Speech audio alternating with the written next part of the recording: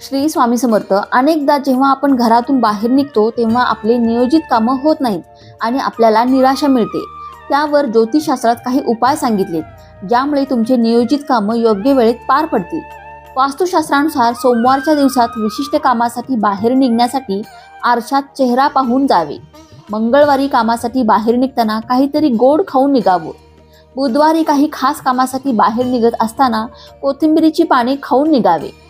गुरुवारच्या दिवशी काही खास कामासाठी निघत असाल तर मोहरीचे दाणे तोंडात टाकून निघावं.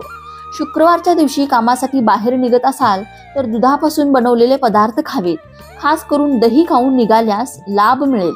शनिवारी कोणत्या महत्त्वाच्या कामासाठी बाहेर निघत असाल तर आलं अथवा तूप खाऊन बाहेर पडावं. रविवारी कामासाठी बाहेर निघताना खाण्याचं पान जवळ ठेवावं. यामुळे तुमची नियोजित कामं मार्गी लागण्यास मदत मिळते असं सांगितलं जातं. श्री स्वामी समर्थ.